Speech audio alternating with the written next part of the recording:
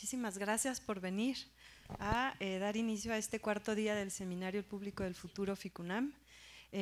Gracias por venir temprano y estamos súper contentas de poder compartir esta charla con Alberto López Cuenca, maestro querido que nos ha acompañado ya hace 2 ediciones del seminario y hemos estado pues pensando juntas, provocadas por algunas líneas de pensamiento y reflexiones que nos has ido compartiendo en estos años, así es que pues nos alegra muchísimo poder continuar con este aprendizaje y bueno, que esta es la primera vez que puedes estar con nosotros en persona, en vivo y directo, y eso lo vuelve todavía más emocionante.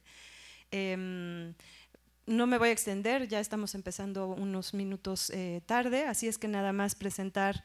Alberto es doctor en filosofía por la Universidad Autónoma de Madrid. Sus ámbitos de investigación son la teoría del arte contemporáneo, prácticas artísticas, autoría y nuevas tecnologías, y trabajo creativo y geografía urbana. Sus contribuciones han aparecido en publicaciones internacionales como After All, Culture Machine, Third Text, Critical Art, Social and Culture Geography y Revista de Occidente. Es miembro del grupo de investigación de visiones, discursos, genealogías y prácticas en la creación visual contemporánea y profesor investigador en la Facultad de Filosofía y Letras de la Benemérita Universidad Autónoma de Puebla y miembro del SNI Nivel 2. Alberto, muchísimas gracias y bienvenido, pues ya te dejo la palabra. Al contrario, muchas gracias Isabel por la presentación y por la confianza también para continuar, como bien dices, un diálogo que iniciamos, ¿no? Hace ya varios años, y que tu generosidad y la de, por supuesto, todo el equipo que está detrás del Seminario del Público del Futuro, ¿no? Como parte de FICUNAM, entre ellos a Paula, muchísimas gracias por la confianza y por volver a abrirme las puertas para continuar un diálogo que espero de alguna manera trenzar, ¿no? A partir de intervenciones previas, ¿no? Entonces, pues si quieren damos comienzo, no sin antes agradecerles también a todos ustedes el atrevimiento, el arrojo de haberse levantado temprano para llegar a la matiné, ¿no? Porque aunque quienes vean esto luego en vídeo cómodamente en sus casas, pues estamos acá a las 10:30 de la mañana, lo cual tiene mucho mérito, ¿no? En un jueves y en una ciudad como esta. Miren, en las sesiones previas en las que tuve la fortuna de participar en el seminario El Público del Futuro, abrimos varias líneas de reflexión en discusiones que habíamos mantenido con Isabel. Por una parte, para intentar plantear de entrada el desbordamiento de la noción de público. Hay como una concepción un tanto estática de eso que podemos llamar público, ¿no? Que parece que entendemos por público. Cuando se habla de llegar a nuevos públicos, o de incluso he oído a veces capturar nuevos públicos, como si un grupo, como si un cine o un colectivo cultural fuera un grupo terrorista, así que no, que tiene que ir tomando rehenes y pidiendo rescate cuando captura al público. Y más bien lo que intentamos reflexionar fue el hecho de que los públicos se producen, es decir, los públicos se constituyen a través de un proceso de intercambio, de interlocución, de mantenimiento, ¿no? Constante, de un acto dialógico. Entonces, por una parte nos interesaba mucho pensar qué formas podían tomar las instituciones culturales en una coyuntura como la definida a partir de entonces, ¿no? No solo por la contracción, digamos, del propio papel del Estado en el financiamiento, en la articulación, ¿no? de espacios culturales, sino atravesados por la propia desorientación generalizada que produjo la pandemia, ¿no? Entonces, por una parte, esa noción del público que concebíamos más como un usuario, por tanto, es decir, más que como un receptor o un espectador, ¿no? Al que van destinados ciertos contenidos, un cómplice con el que había que producir en realidad las propias condiciones, ¿no? de trabajo de esas múltiples instituciones culturales de las que hablábamos, ¿no?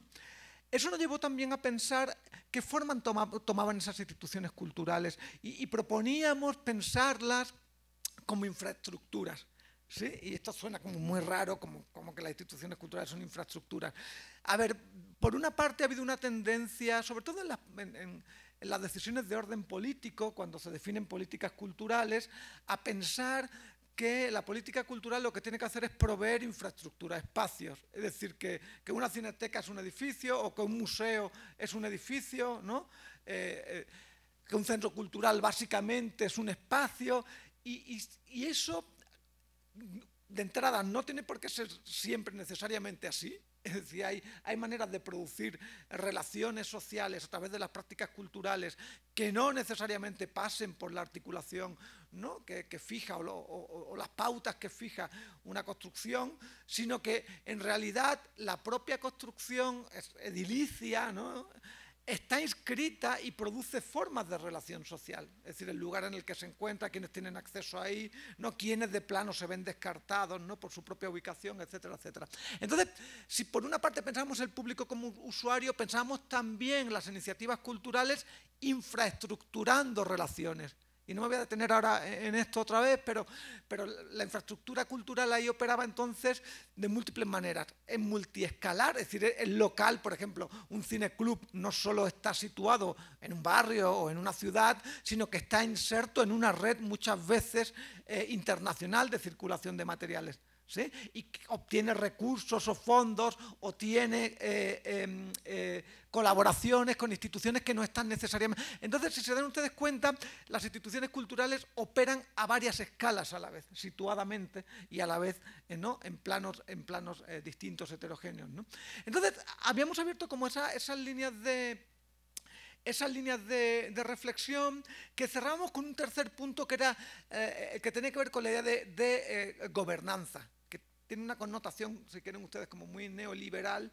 En el auge del término se da a partir de la década de los 90, pero lo que intenta nombrar, y me parece que en eso no es desacertado el uso del término, son formas no solo de asociarse, sino de tomar decisiones que no son necesariamente aquellas que están pautadas ni por las formas institucionales de los organismos públicos, ¿sí? Del Estado, si quieren ponerlo ustedes así, pero tampoco por la iniciativa privada, por la desregularización de la iniciativa privada, sino cómo podíamos imaginar otras formas de, vamos a decirlo así, de gobernarnos, de asociarnos.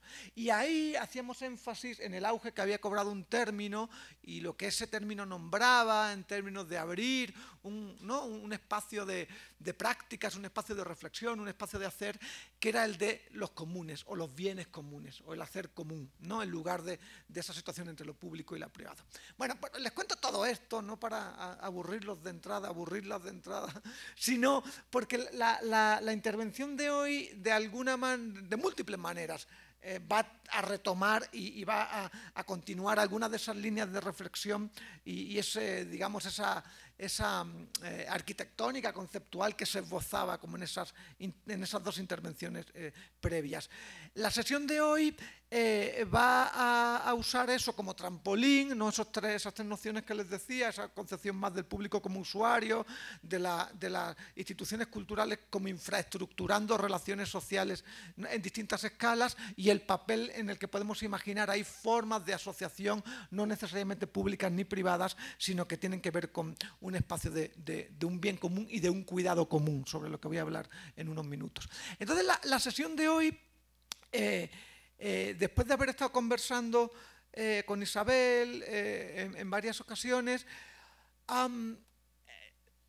apunta hacia cómo imaginar formas de sobrevivencia, vamos a decir así, ¿no? En una coyuntura no ya en crisis, sino francamente de desorientación, de desatención también por parte de unas formas organizacionales que habíamos dado por supuestas en muchos planos, que iban a estar funcionando ahí, tanto en el sector público como en el privado, y que o han desaparecido, o están en crisis, o no operan como operaban, o ya no tienen recursos. Y entonces, ¿cómo lo voy a decir así? ¿Cómo situarnos, cómo pensar, cómo hacer formas de vida, cómo imaginar brotes entre las ruinas de esas formas institucionales, ¿no?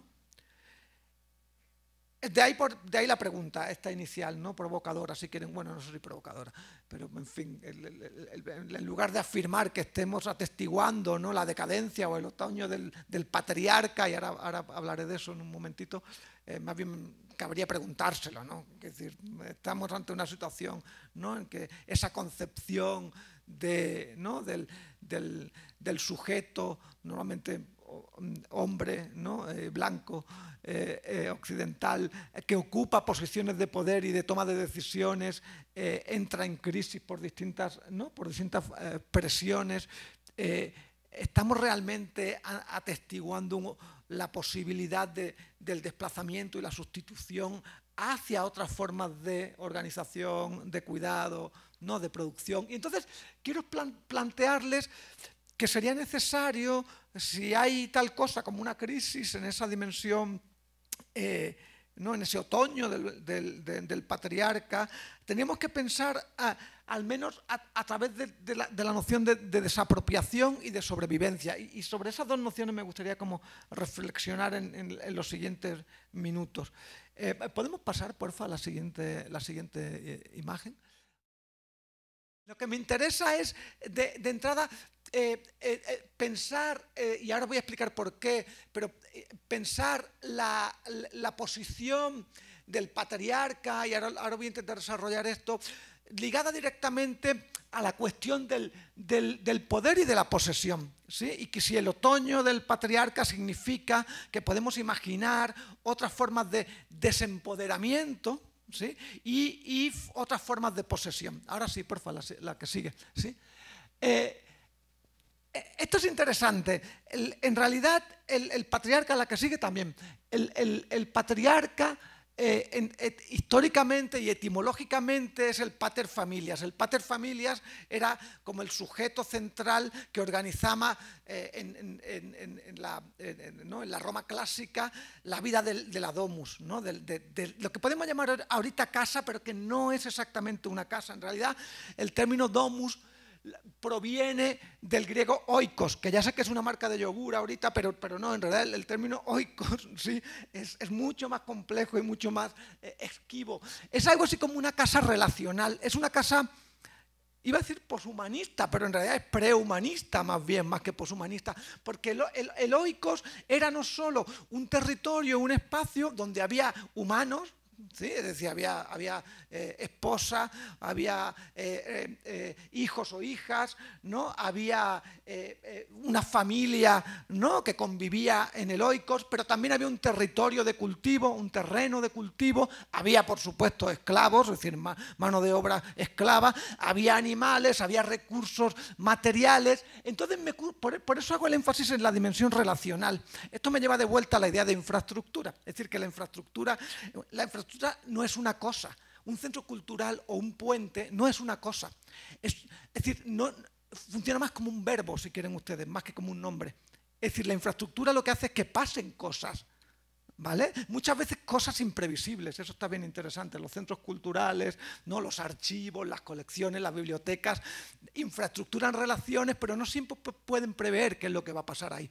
Entonces, me interesa esta idea del oikos como un espacio relacional poshumanista o prehumanista, es decir, donde no solo hay una forma humana en el centro, ¿sí? Controlando y articulando esas formas de relación, pero lo que sí es cierto es que históricamente, desde la Grecia clásica ¿no? durante el Imperio Romano, el domus, digamos el capitón, la cúspide, quien articula y quien ejerce el poder, es el pater familias.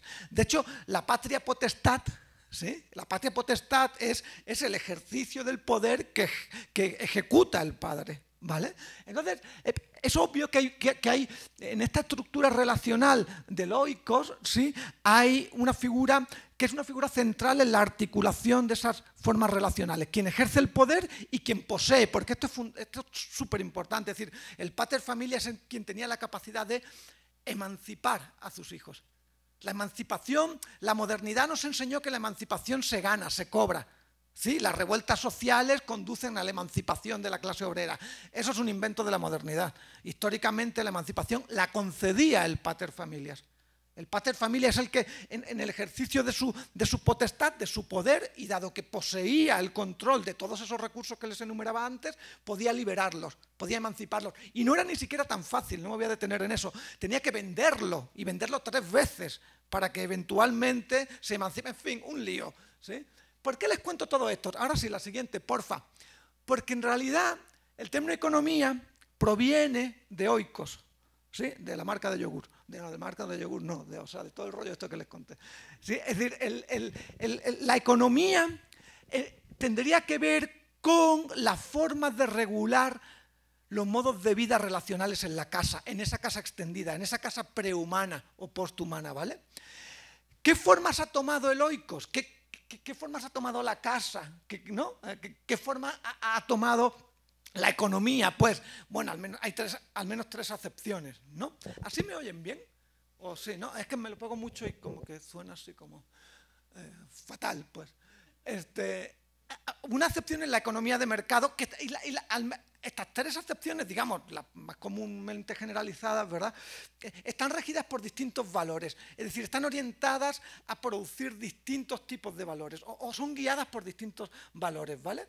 La economía de mercado, como ustedes bien saben, está marcada por la libre competencia y por la máxima producción o capitalización, ¿no?, de recursos económicos. Es decir, lo que guía en realidad que una compañía u otra, ¿no?, que un producto u otro prevalezca, ¿no?, uno sobre el otro, tiene que ver con cuál es más eficiente en su circulación y produce mayores beneficios, ¿no? La economía de Estado en realidad responde a otros valores, responde quizás a la idea de servicio público, a la idea de unidad nacional, a la idea de progreso, a la idea de ciudadanía, y que lo que provee la educación, por ejemplo, pública, o la sanidad pública, o las industrias de recursos energéticos es un servicio público, no está guiado necesariamente por el beneficio económico, aunque, como bien saben ustedes, cada vez más el discurso de las iniciativas públicas y de las instituciones públicas y empresas públicas es la de emular el modelo de la libre competencia, ¿va? Como lo hemos...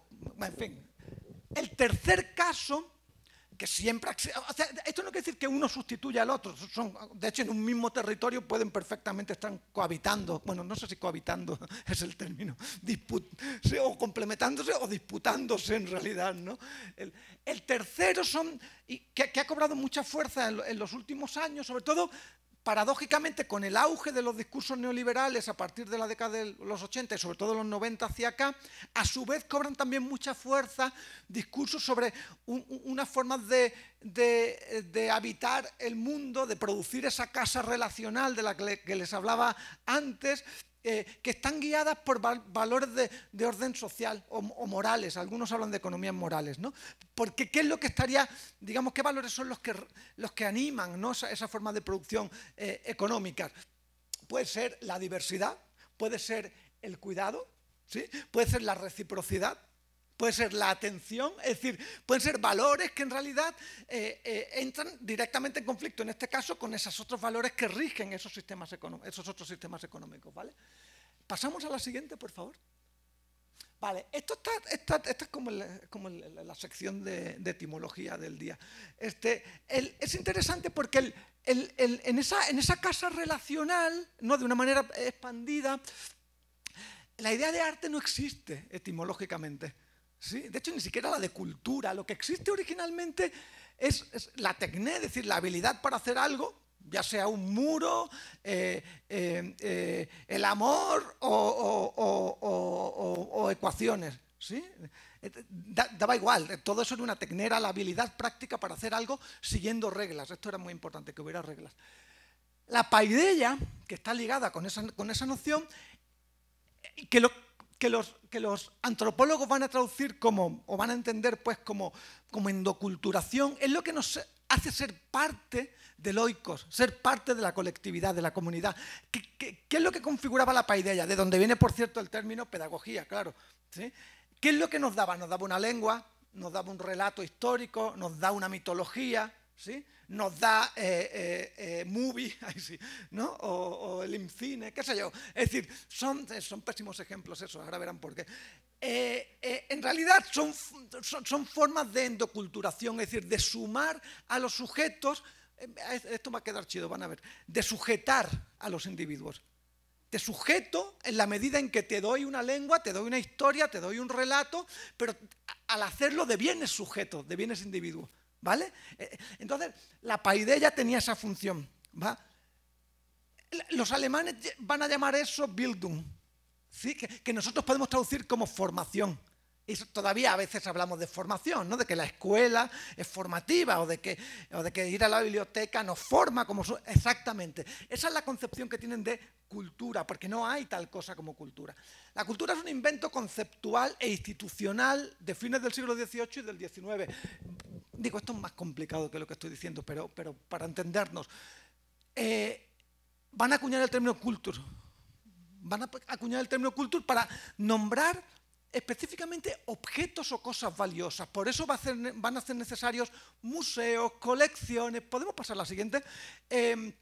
Archivos. ¿Sí? El museo es un invento, ¿sí?, de esa concepción objetual de la cultura. ¿Se dan cuenta que lo que hace un museo de antropología, como bien saben ustedes con el Tlaloc, que no es Tlaloc, a la puerta del museo de antropología, es abstraerlo, sustraerlo de unas relaciones comunitarias específicas en un contexto socialmente complejo e inscribirlo, situarlo? Bueno, algunos dirán que en un cubo blanco, otros dirán que en otro relato distinto, que es el relato de la antropología, en el discurso del Estado-Nación, pero lo hacen a partir del siglo XIX porque va a comenzar a imperar una noción de cultura, ¿sí?, objetualista, donde depositan en esos objetos excepcionales, se deposita un valor extraordinario, ya sea la subjetividad de quien lo creó, ya sea el patrimonio y la identidad nacional, o ya sea, como el siglo XX ha hecho prácticamente con todo, un extraordinario valor económico, ¿vale? Pero la centralidad está puesta en un objeto que está sustraído de las relaciones sociales complejas. No digo que no tenga relaciones complejas en esas colecciones, en los museos, en las bibliotecas, en los archivos. Claro que la tiene, pero no es esa red socialmente compleja en la que se inscribiría en esos procesos de endoculturación. ¿Sí? ¿Me siguen? ¿Seguimos, por favor? Va. Y esto es interesante. En ese mismo momento en el que empieza a aparecer el arte, que es, de nuevo, el concepto arte o bellas artes, es una conceptualización que hemos heredado del siglo XVIII, básicamente, o sea, no solo de la modernidad, sino del capitalismo industrial. Es decir, es en el contexto del capitalismo industrial que surgen estas instituciones que hemos heredado, ¿vale? Pero es interesante, se van a empezar a producir formas de reacción contra la objetualización de la cultura y va a haber quienes reivindiquen no la obra de arte, sino el obrar del arte. Pasamos a la siguiente, porfa. Es interesante cómo en el mismísimo siglo XIX, es decir, en el contexto de la revolución industrial en Inglaterra, un movimiento como el Arts and Crafts no se va a posicionar, ¿no?, William Morris, ¿no?, el Ruskin y toda la banda esta, que va a reivindicar. Es cierto que con cierta nostalgia, pero creo que hay una justificación para ello. El volver a los gremios medievales para contraponerse al proceso de deshumanización ligado con la producción industrial fabril. ¿Sí? Porque a lo que van a abogar es al trabajo manual, a volver a reconectar, ¿no?, las formas de producción y las formas de visualidad de una manera relacional a través del trabajo, en lugar de ir a un súper, bueno, súper no habría, pero no, en lugar de adquirir objetos descontextualizados, reinsertarlos en procesos sociales complejos de producción. Y es interesante cómo en realidad lo que estaría reivindicando, en parte al menos el Art and Craft, es esta suerte de reinserción, ¿no?, del modo de hacer del arte que lo desobjetualiza y que lo vuelve a pensar relacionalmente como una práctica social. ¿Sí me siguen con esto? Es muy interesante. Morris dice en un momento eso, dice, yo no tengo otro tema más que el del trabajo artístico sobre el que hablar. Ese es el que me interesa. ¿En qué consiste el trabajo artístico? ¿Y qué lo diferencia de otras formas de trabajo? Por favor. Entonces, lo que pone esto en el centro es la pregunta por cómo las prácticas artísticas, no el arte, bueno, si quieren llamarlo arte, llámenlo arte. El problema de llamarlo arte es que te lleva a una concepción objetualista de la cultura, ¿no? Entonces, yo prefiero hablar de prácticas artísticas, donde, sí, claro que hay, no sé, películas y DVDs y bibliotecas y archivos, pero están siempre operando relacionalmente, como una red socialmente compleja y densa de prácticas, ¿vale? Entonces, claro, lo que eso nos obliga inmediatamente es a preguntarnos por los modos de hacer. Por favor. Es muy interesante porque los modos de hacer de los últimos 30 años se parecen, los modos de hacer de las prácticas artísticas se parecen cada vez más a otros modos de hacer. Por ejemplo, esta imagen es de un colectivo, eso debió ser 2007, yo creo, o 6 o 7, en Sao Paulo. El colectivo Villarri se llama, Y cuando entramos al taller, no, le vamos a llevar al taller, a que ven el taller. Y cuando entramos, parece cualquier, o sea, esto podía ser ¿no? una oficina de diseño, de arquitectura, y entonces era muy evidente, claro, los responsables de esa, ¿cómo les diré?, de esa homogeneización de las condiciones generales de producción, del trabajo, en las últimas 3 décadas es esta cosa que hay acá, son las computadoras, es decir, ¿no? La informatización de la producción, ¿no? Y las condiciones de trabajo, no solo de trabajo, del ocio también, como los teléfonos celulares que cada quien porta, ha indistinguido profundamente los procesos de producción y trabajo que eran heterogéneos, se parecen cada vez más, ¿sí? Y no solo se parece al trabajo, sino también se parece al ocio, ya no sabemos si estamos trabajando o nos estamos divirtiendo o no. Entonces, aquí la pregunta que se plantea, por favor, la pregunta que se plantea es ¿qué es lo que estamos produciendo? Es decir, si estamos hablando que las prácticas artísticas son modos de hacer, ¿qué es lo que estamos produciendo? Es decir, ¿cómo lo estamos produciendo? ¿Para quién lo estamos produciendo? ¿Y dónde va a circular? ¿Vale? Y esto nos lleva de vuelta, por favor, la siguiente. Y esto nos lleva de vuelta a la siguiente. Nos lleva de vuelta, entonces, a las formas de propiedad, ¿sí? Es decir, ¿qué tipo de imágenes estamos produciendo? ¿De quiénes son esas imágenes? ¿Para quiénes son esas imágenes? Y eso nos lleva de vuelta a la idea del oikos. Si pensamos que nuestro trabajo, nuestra forma de hacer, nuestra forma de participar, ¿no? En los distintos modos de producción, de circulación, de acceso, de apropiación, cinematográficas en este caso, nos obliga a preguntarnos nuestras prácticas, ¿sí? ¿Dónde están inscribiéndose dentro de ese oikos, dentro de esas formas económicas? ¿Vale? Entonces, ahora nos volvemos a encontrar con que pueden estar inscritas en unas formas de propiedad privada, en unas formas de propiedad públicas o en unas formas que podemos llamar de los bienes comunes. Las dos primeras estamos totalmente habituados a ellas. Por lo general, producimos o trabajamos porque o nos contratan el Estado o nos contrata la iniciativa privada y la propiedad de esas imágenes pasan o bien al dominio público, relativamente esto de que pasen al dominio público, hay acceso público a ellas, ¿sí? Relativo, o bien están totalmente restringidas. Ahora voy a hablar de eso en unos momentos. Pero a mí la que me interesa en realidad, como seguramente han advertido, es la tercera. Por favor, la siguiente. Bueno, otra más, pero esta revela poco, ¿sí? Es decir, lo que me parece que está interesante en la idea de los bienes comunes es qué valores son los que se ponen en juego ahí. Y esto nos lleva a la charla de hoy, ¿sí? Creo que ponen en el centro las formas de desapropiación, de desescalabilidad y de cuidado. ¿Sí? De eso es lo que quiero hablarles en los momentos que siguen. Es decir, podríamos hablar, si yo fuera un gestor cultural, ¿no? Seguramente les hablaría de la gestión pública de las instituciones y les diría qué valores están ahí ¿no? y cuáles son las nociones que deberían guiarnos. Si fuera un promotor cultural de una empresa privada, pues le hablaría ¿no? de la importancia de la competencia, de la importancia de la propiedad intelectual para la creatividad, qué sé yo, pero como no soy, ni formo parte de las instituciones públicas ni privadas, ¿sí? Soy un verso suelto, quiero hablarles en realidad de ese tercer lugar, el lugar en el que las economías sociales o morales emplazan los bienes comunes, ¿sí? Y que para mí están directamente ligados a la desapropiación, a la desescalabilidad, ahora vamos a ver a qué me refiero con eso, y a las formas de cuidado. Y esto es central para poder responder la pregunta que da origen a la charla. ¿Sí? ¿Estamos ante el otoño del patriarca o no? Y el otoño del patriarca va a significar que el papel que juega o jugaba el pater familia, que efectivamente era un hombre blanco occidental, en el oikos, en ese sistema económico, pueda ser retado o no, pueda ser replanteado o no. Pasamos a la siguiente, por favor. Ya acabé con este slide. No todos son igual de intensos, ¿sí? Los demás son un poco menos intensos. Continuamos, perdón. Exacto. O sea, la pregunta que quiero plantearles es el otoño de la función paterna, digo, ahí me puse como muy psicoanalítico, pero o sea, el patriarca y la función paterna no es necesariamente, es una figura, pues no tiene, ¿no? que puede ser instanciada por distintas formas sociales, pero la función paterna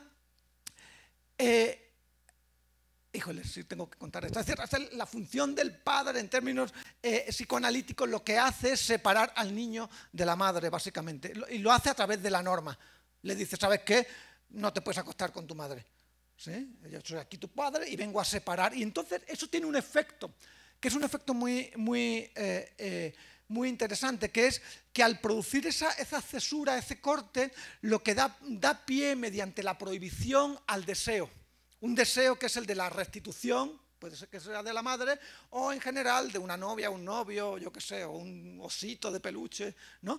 Es decir, pero es imprescindible esa cesura, ese corte, pero si se dan ustedes cuenta, es un corte institucionalmente violento, es decir, está ejercido desde esa posición, de esa posesión y esa posición de poder que detenta el pater familias, ¿no? O esa función paterna, esa figura paterna, ¿no? Entonces, lo que me pregunto es si ese fracaso, o sea, si el colapso de las normas, de eso que nos separa de una manera inmediata del vínculo originario, ¿no?, en realidad no nos estaría empujando a una relación narcisista. Dicho de otra manera, ¿necesitamos un padre para poder desear? ¿Pasamos a la siguiente? Bueno, un padre, una función paterna, pues no. O sea, y esta es la pregunta. ¿Hay otros modos en los que se pueda producir deseo? Es decir, además de mediante la prohibición y el ejercicio del poder. Es decir, lo voy a poner de otra manera. ¿Quién decía eso? No me acuerdo si era Manuel Vázquez Montalbán, que decía, contra Franco luchábamos mejor, ¿no? Porque estaba claro quién era el enemigo, quién era el malo. Claro, ese es el padre, ¿no? Pero si decimos que queremos acabar no, que el otoño del patriarca va a acabar con la figura paterna, entonces, ¿quién nos va a dar sentido en términos de oponernos a la política pública estatal, a la iniciativa privada, ¿vale?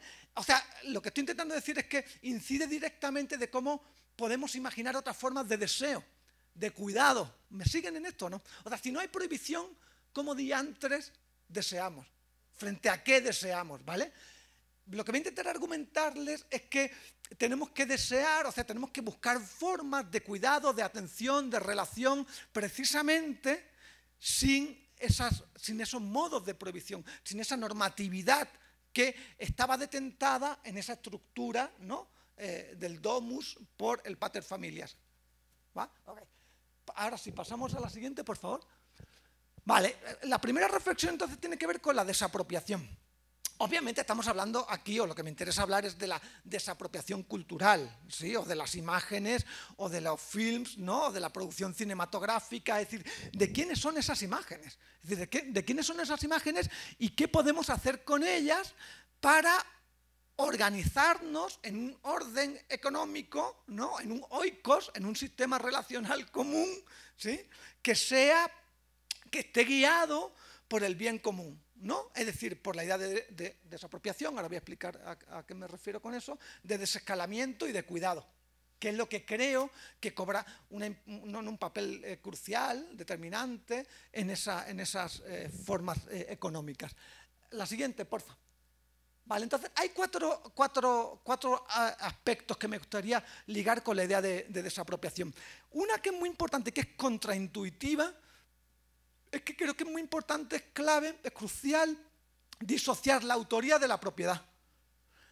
O sea, la modernidad nos ha hecho creer, y los marcos legales que la modernidad dio pie, es decir, la Ley Federal de Derechos de Autor en este caso, ¿no?, es decir, dio pie a que pensemos que aquello que producimos, de lo que somos autores, nos convierte somos propietarios de ello. Quiero decir, cualquier pintura, fotografía, obra cinematográfica en la que aparecemos como autores o autoras, ¿sí?, automáticamente la Ley de Derechos de Autor nos atribuye, de hecho dice su paternidad, digamos la justificación, ¿no?, hay una paternidad directa, no hace falta justificación porque nos pertenece. Pero qué chistoso, ¿han pensado alguna vez qué tontería es que yo diga, o sea, estas cosas que yo estoy diciendo ahorita, ¿no?, que le estoy hablando? Yo soy el autor de estas tonterías que les digo, de estos delirios que les digo, ¿no? Y pues sí, pero soy el propietario. O sea, soy el propietario de las palabras que estoy utilizando. No. qué chistoso, ¿en qué momento pensamos que la autoría se equiparaba automáticamente con la propiedad? Voy a intentar volver sobre eso en unos momentos, ¿vale? Pero me parece que es muy importante para pensar la desapropiación que la autoría no necesariamente entraña la propiedad. De hecho, la idea de paideia o de tecné o de Bildung no entrañaba la idea de propiedad. Era un bien común. La lengua era un bien común. La historia o el relato mítico era un bien común. Cada quien podía hacer como su ritual, su versión, sí, era el autor de eso, pero no era el propietario de eso. De hecho, hay ámbitos que no eran, podríamos decir que eran, ni que la propiedad privada ni la pública podía apropiarse. Había ámbitos, sobre todo eran espacios religiosos, eran inapropiables. No pertenecían a nadie, ni siquiera al Estado. ¿Sí? Entonces, es llamativo porque hemos perdido esas otras nociones de propiedad, que además creo que han empujado a un descuido. Me parece que cuando pensamos que somos clientes de un servicio, no voy a hacer publicidad de un servicio de telefonía que funciona fatal, ¿vale? Pero somos clientes, decimos, a ver, oigan, yo estoy pagando y entonces me dan el servicio, llamo, pero no hay un cuidado de la infraestructura, ni de la red, y con el Estado pasa igual. Yo pago impuestos, ¿por qué voy? Yo lo que quiero es que las banquetas estén bien, que las calles estén resanadas, que la seguridad funcione, pero no me hago cargo de ellas. ¿Se dan cuenta de que hay una suerte de descuido en esa propiedad? ¿Sabe? Entonces, la idea de volver a apropiar, a desapropiar y reapropiar, creo que nos vuelve a plantear de una manera muy contundente e inmediata la pregunta por el cuidado. ¿Cómo volvemos a cuidarnos? ¿Cómo volvemos a mantener, a hacer que prevalezca algo que no es ni la iniciativa privada ni la pública la que vela por él? ¿Sí? Bueno, pues esto, a mi juicio, está en tensión con esta idea de autoría y propiedad. Pasamos a la siguiente, por favor. Esto es importante. De nuevo, la idea de imagen, esto lo podemos discutir después si es un concepto muy esquivo, pero me parece que ha habido ¿cómo diré? Como una pérdida de habilidades, una inhabilidad, pues, para imaginar colectivamente. Y que eso me parece que tiene que ver con esas formas de captura en las que la imaginación social ha sido como puesta a trabajar para otros fines que no es la de producir relaciones sociales o cuidado, sino que está en función de otra cosa. El algoritmo la pondrá en función de lo que le plazca, ¿sí? De proveer valor económico, de dar estadísticas, pero parece que nos están siendo sustraídas las propias condiciones materiales para la imaginación social. Lo que dicen algunos es que el gran problema con esos dispositivos, cuando hablamos antes de las computadoras o de los teléfonos celulares, es que han venido a capturar un ámbito, ¿saben?, en el que no es ya nuestra, porque podemos vender nuestra fuerza de trabajo, nuestra inteligencia, nuestra capacidad en un horario, ¿no?, de, yo qué sé, de 10 a 8 de la tarde.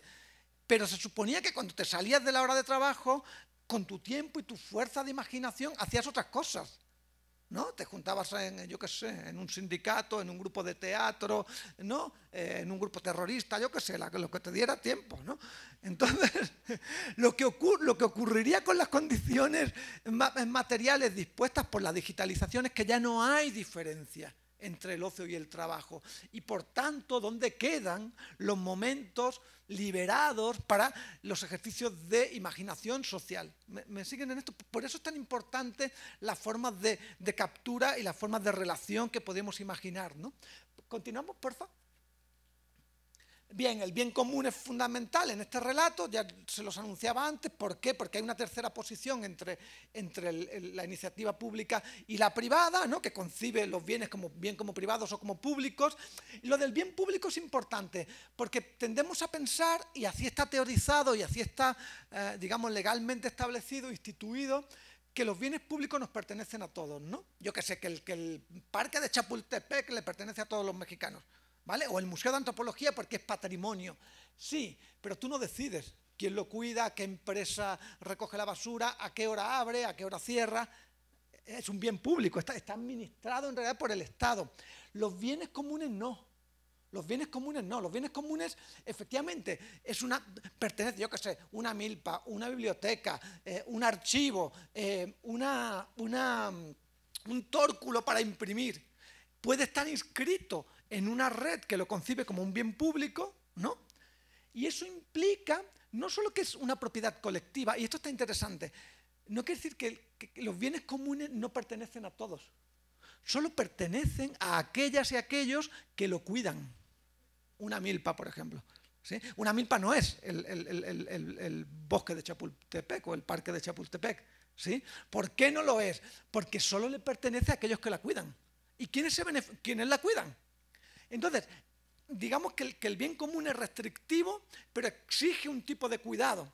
Y aquí viene la parte interesante, que quienes toman las decisiones respecto a cómo se utiliza el bien común, es decir, cuándo se planta, cuándo se recolecta, quién puede consultar la biblioteca, si se pueden hacer obras derivadas o no de lo que hay en la biblioteca, son los propios miembros de la colectividad. Entonces hay una cosa aquí que Eleanor Armstrong, la historiadora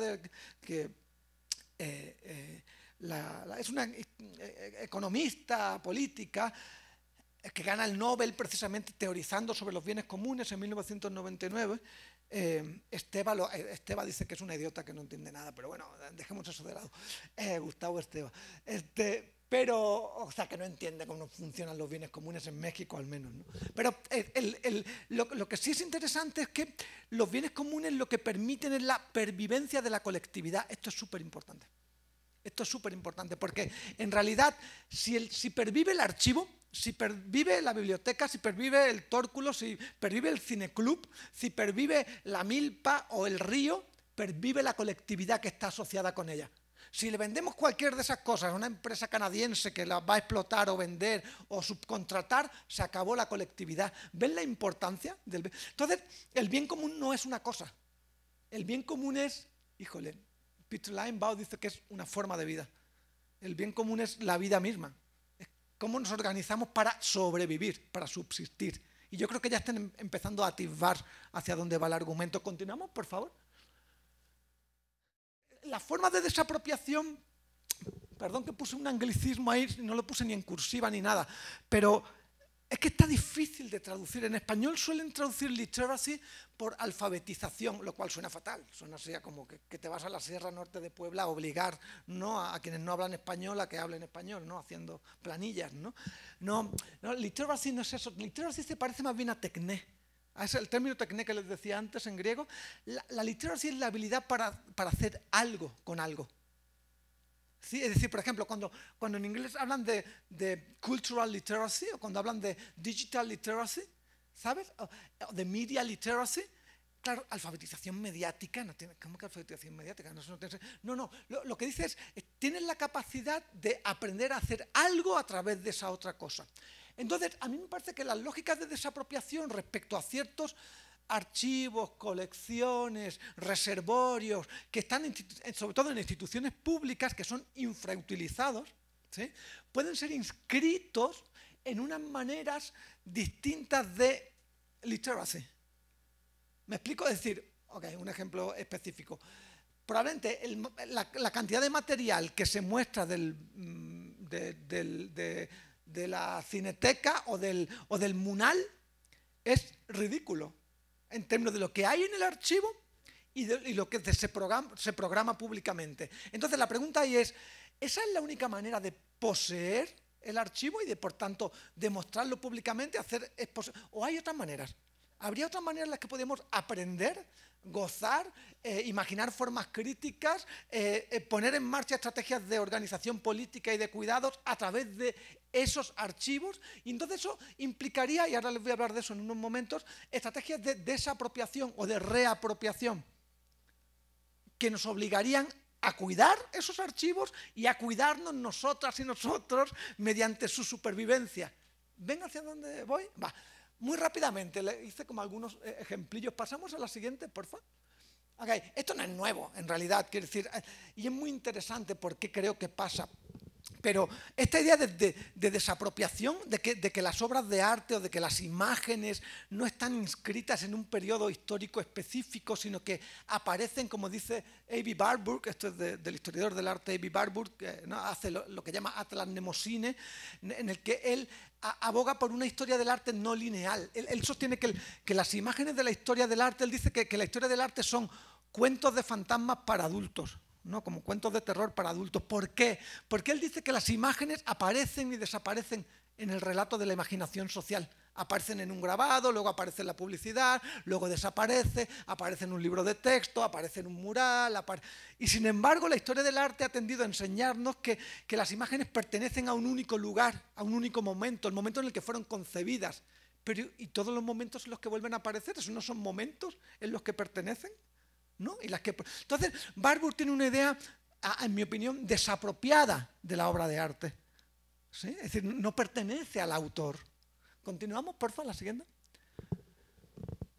En el mismo siglo XX, André Malraux, ¿no?, va a imaginar, el novelista francés, luego ministro de Cultura francés, aboga por el museo imaginario. No dice, pero si la fotografía nos ha permitido, en realidad, evitar tener que ir a los museos a ver las obras, podemos tener el museo que se nos pegue en la gana en la casa, con las reproducciones. Entonces, él imaginaba que a través de ese mecanismo fotográfico íbamos a poder asaltar la historia del arte y sustraerla de las instituciones y producir nuestros propios relatos situados.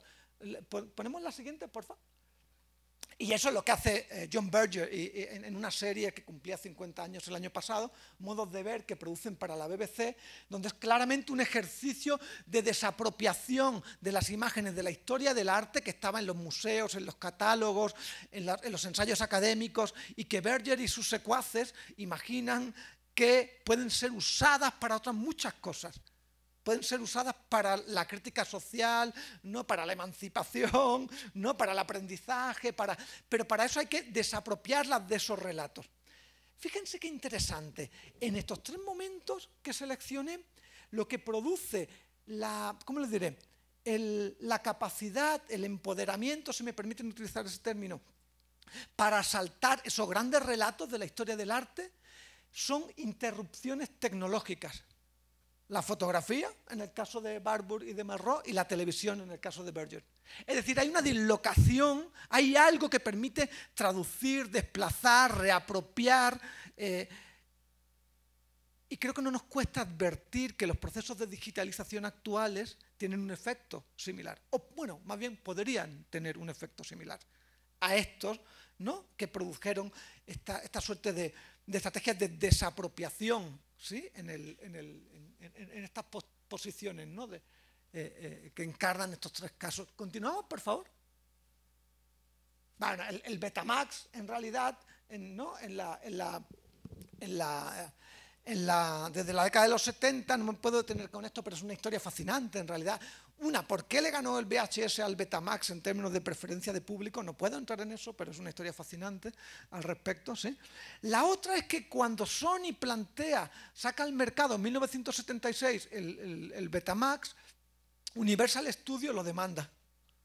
Lo demanda porque dice, vea lo que sea, donde sea. Y es como, a ver, no. Lo que sea donde sea, no, o sea, las películas hay que ir a verlas al cine cuando yo diga y en este horario, como que... Entonces el Betamax es un dispositivo, bueno, la videograbadora, pues para no hacer publicidad, ¿no?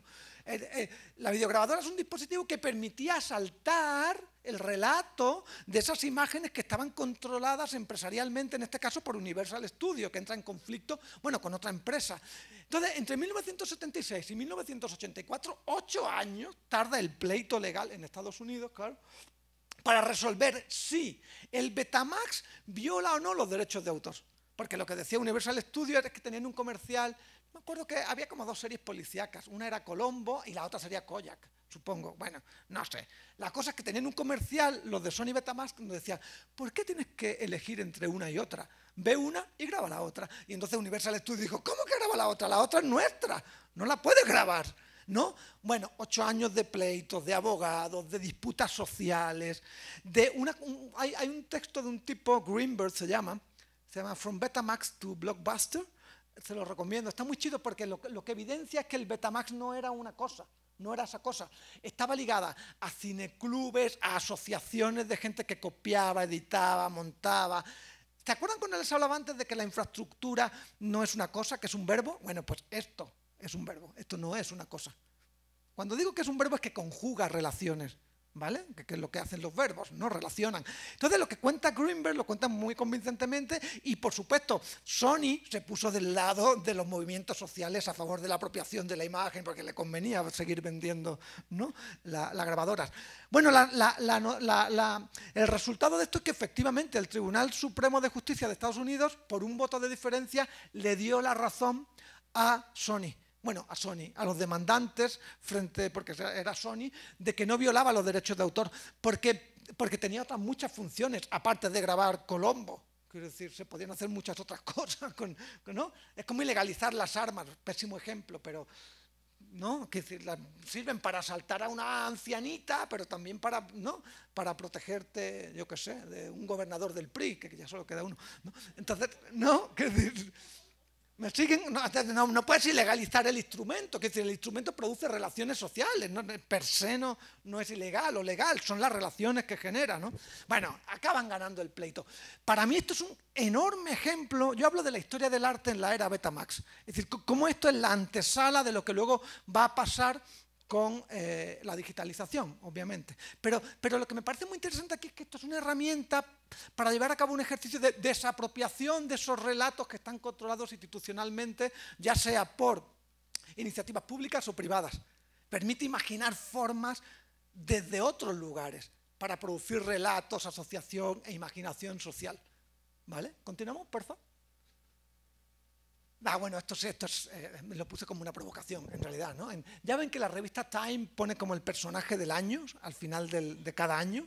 Pues normalmente suele ser un general con nombre polaco, pero del ejército gringo que invade Irak, ¿no? O el Papa o algo así, ¿no? Algo que les convenga. Pero este año, 2007, diciembre de 2006, enero del 7, es YouTube. Y entonces, claro, miente ¿no? notoriamente en la portada cuando dice, sí, tú controlas la era de la información. No, es mentira cochina, pero es decir, más bien la era de la información nos controla así hasta el último resquicio, ¿no? de nuestra vida, hasta cuando enciendes cuando se te pierde la llave debajo en el auto y pones la lamparita, está mandando información así el teléfono, no sé cuánto tiempo prendiste la lamparita, dónde está. Es decir, es un dispositivo de espionaje, pero claro, aquí lo que planteaba, y no es descabellado, al menos en esta fantasía inicial del peer-to-peer, de la web 2.0, de que iba a haber, ¿no? un espacio de colaboración, ¿no? de circulación, de organización. Es interesante. En ese año no sé, pero en 2001 la gran mayoría, que es cuando empieza Wikipedia, la gran mayoría de plataformas en Internet eran colaborativas. Ahora, de las 100 plataformas que hay, chéquense en el país que se les pegue la gana, solo queda una que sea colaborativa, la Wikipedia. Las demás son todas privadas. Son todas privadas. O sea, eso de que controlamos la era de la información habría que ponerlo en perspectiva. Pero lo que sí detecta correctamente, a mi juicio, es que es un dispositivo que permitía asaltar, desapropiar, ¿sí? esos relatos que estaban como de alguna manera inscritos en formas institucionales que no permitían su desplazamiento, su apropiación. ¿Continuamos, por favor?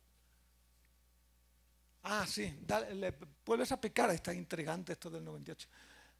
Claro, a ver, esto es súper importante porque mientras que estos dispositivos permiten asaltar los relatos, apropiar las imágenes, desplazarlas, imaginar formas de bienes comunes y de colaboración, la década de los 90 se va a encargar mucho, uno, de desregularizar económicamente, es decir, asegurarse que la circulación de los bienes, servicios y sobre todo productos culturales estén inscritos en la economía de mercado, es decir, en el beneficio económico del que hablábamos antes, y entonces va a haber desde acuerdos, tratados de libre comercio, creación de instituciones, y esto es muy importante, la que sigue, porfa. Van a pasarse, aquí en 1998 se revierte eso que les dije sobre el Betamax del 84, se acabó. Para el Digital Millennium Copyright Act se acabó. O sea, en la era digital, cualquier forma de expropiación, cita, manipulación, va a ser directamente una violación a los derechos de autor. La década de los 90 es fundamental, el auge que cobra la información, el ocio y el entretenimiento como espacio de producción de valor económico. O sea, piensen que Telmex se privatiza a inicios de la década, que TV Azteca, que eran canales públicos, ¿no? El canal 13 y el otro, ¿cuál era? ¿El 9? ¿El 7? El 7, ¿no? El 7 y el 13 son licitados y privatizados. Porque hay un ámbito, ¿sí?, de capitalización económica ligada al ocio. Es muy interesante. En el Tratado de Libre Comercio del 94, como todos ustedes se acordarán, no hay ningún capítulo sobre cultura. Y lo que hay es un candado sobre el cine, pero sobre el cine mexicano. de que nada de... ¿Se acuerdan la polémica aquella cuando se quería, ¿no?, tasar con un peso los boletos para financiar el cine? Y Estados Unidos dijo que eso no, que eso era intervencionismo, que eso no se podía hacer. Es decir, la cultura ni siquiera aparece en la discusión del NAFTA, pero sí se obliga a México en 1996, la última ley de derechos de autor es de los 40, a que se promulgue una nueva ley de derechos de autor. Y eso está directamente ligado a regular las formas de apropiación, circulación, desapropiación, si me permiten volver a usar el término, ¿sí?, que van a empezar a ser draconianamente reguladas. Y dirán ustedes, pues yo no noto específicamente. ¿Le das a la siguiente? El nuevo Tratado de Libre Comercio, firmado en 2019, no sé si se acuerdan, pero en 2020 Estados Unidos pidió que se volviera a reformar la ley de derechos de autor en México. Y es muy interesante, cuando se pasó en el 96 no hubo prácticamente debate. Es verdad que pasó en Navidades, creo, ¿no? Así como en diciembre estaba la gente como, ¿no?, con la basílica y esas cosas, ¿no?, ¿no?, con las posadas, ¿no?, con la boca llena de pavo, entonces como que te agarró en mal momento. Pero cuando la pasaron acá, la reforma que hacen en 2020, híjole, o sea, desde Greenpeace a artículo 19, a la red de derechos digitales, a los hacktivistas, o sea, no hubo prácticamente un sector, bueno, menos el cultural, que se manifestara en contra de las reformas. Las reformas son muy problemáticas, no puedo entrar en detalle en ellas ahorita acá, pero son muy problemáticas porque en realidad impactan sobre la soberanía tecnológica, es decir, no puedes abrir un dispositivo y repararlo, es una violación de cárcel, penada económicamente de una manera brutal, pero claro, tú dirías, bueno, vale, que yo así como piratee mi software, sí, ya, pero y en una universidad no se puede, o sea, por motivos de... no se puede, es ilegal, ¿sí? Es ilegal. Pero quizás el impacto más fuerte es lo que llaman, no me acuerdo cómo traducen al español, pero es la carta de cese y desista.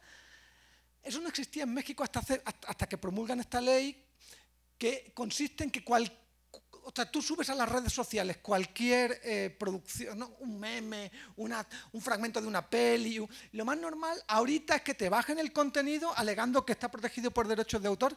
Eso es problemático, eso lo tiene que dictaminar un juez, eso no puede ser.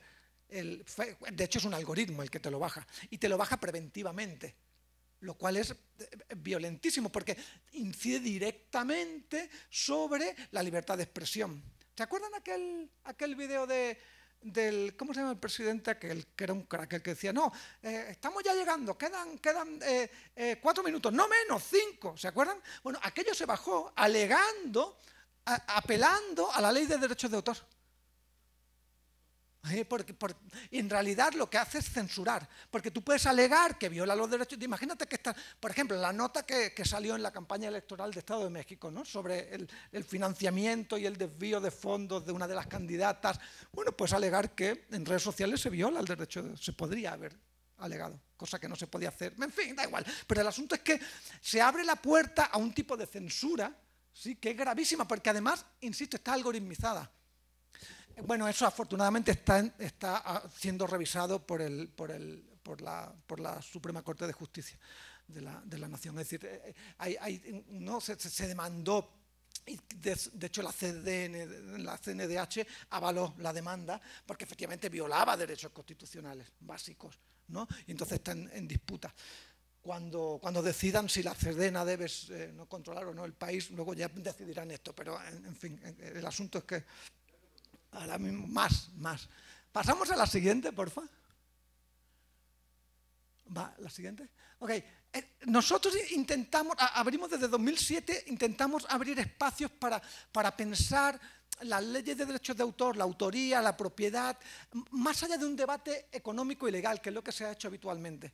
No debatirlo en términos de procesos de aprendizaje pedagógicos, de politización o de aprendizaje en términos, ¿no?, de nuevas formas de ciudadanía. Es decir, para nosotros había muchas cosas que estaban en juego ahí. En 2020 hicimos unas jornadas para responder a estas reformas, a la ley de derechos de autor. Hay una publicación que circula.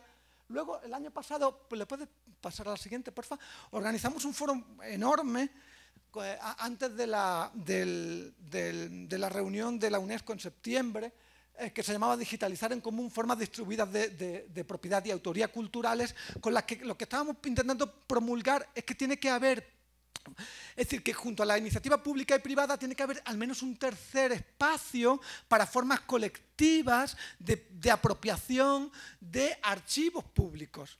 De esos que les decía antes que prácticamente no circulan, no se ven, que están, ¿no?, en los museos y las colecciones. Sale entre el 3 y el 7 y el 10%, depende de la institución, de la colección. ¿Por qué no podemos usar el 90% restante? Bueno, aunque sea el 15% restante, ¿no lo podemos usar para otras cosas? ¿Sí? Entonces, y este año hemos hecho, ¿le picas a la siguiente, por favor? Exacto, hemos continuado con el proyecto, con una serie de laboratorios que se llaman Digitalizar en Común. Aquí había un montón de instituciones, estaba la Red de Derechos Digitales, estaba la Wikimedia, la Fundación de Wikimedia, el Centro Cultural de España, y aquí nos vinculamos con el Centro de Cultura Digital. Y entonces lo que hicimos fue utilizar aquel libro y hacer un montón de talleres, bueno, un montón no, talleres, pues, de acceso a la información y acceso abierto con periodistas.